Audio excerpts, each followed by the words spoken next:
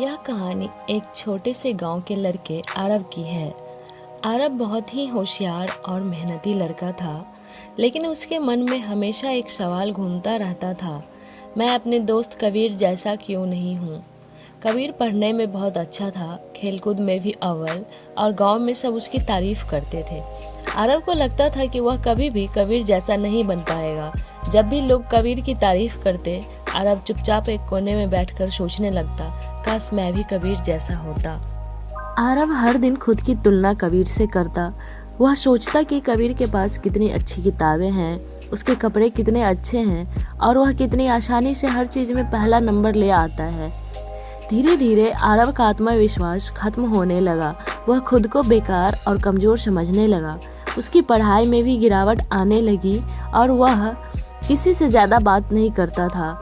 उसके माता पिता इस हालत को देखकर बहुत दुखी हुए। एक दिन उसकी माँ ने उससे पूछा, बेटा तुम इतने चुप चुप क्यों रहते हो? आरव ने आंसुओं भरी आंखों से कहा, माँ मैं कबीर जैसा क्यों नहीं बन सकता। माँ मुस्कुराई और आरव के सिर पर हाथ फेरते हुए बोली, बेटा क्या तुमने कभी मोर और कौवे की कहानी सुनी है? मोर और कौवे की कहानी? आरव ने सिर हिलाकर मना कर दिया।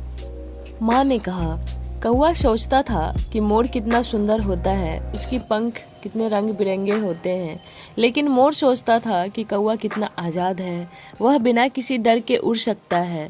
दोनों एक दूसरे की खूबियों से जलते थे, लेकिन कभी अपनी खासियत को पहचानने की कोशिश नहीं करते थे। माँ ने आगे कहा, अगर कौवा मोर बनने की कोशिश करता तो वह अपनी उड़ने की आज़ादी खो देता, और अगर मोर कौवा बनने की कोशिश करता तो अपनी खूबसूरती को खो देता। सबकी अपनी पहचान होती है। माँ की यह बात सुनकर आरव थोड़ा सोच में पड़ गया। उस रात वह देर तक अपनी खिड़की के पास बैठकर आसमान में टिमटिमाते तारों को देखता रहा। तभी उसके मन में एक ख्याल आया, अगर मैं कबीर जैसा बनने की कोशिश कर रहा हूँ तो मैं खुद को क्यों भूल रहा हूँ। उसने सोचा, कबीर गणित में अच्छा है, लेकिन उसे कहानियाँ लिखना बहुत पसंद है। कबीर फुटबॉल में अच्छा है, लेकिन उसे पेंटिंग बनाना बहुत पसंद है। अगले दिन से आरव ने खुद की खूबियों पर ध्यान देना शुरू किया। उसने अपनी पुरानी कॉपियाँ निकाली और कहानियाँ लिखना शुरू कर दी। वह घंटों तक चित्र बनाता और हर कहानी को रंग के साथ सजाता। धीरे धीरे उसकी कहानियाँ की चर्चा पूरे स्कूल में होने लगी। उसके अध्यापक ने उसकी कहानियों को अखबार में भेजा और कुछ ही समय में उसकी कहानियाँ गांव के अखबार में छपने लगी।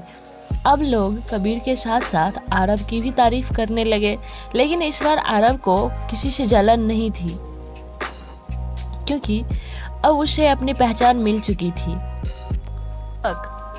आरव की कहानी हमें यह सिखाती है कि हर इंसान में कोई न कोई खूबी होती है।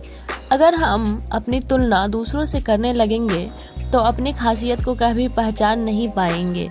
जिंदगी में सबसे ज़रूरी है खुद को पहचानना, अपनी खूबियों को निखारना और अपनी अलग पहचान बनाना। अगर आप खुद से प्यार नहीं करोगे तो दुनिया आपसे प्यार कैसे करेगी।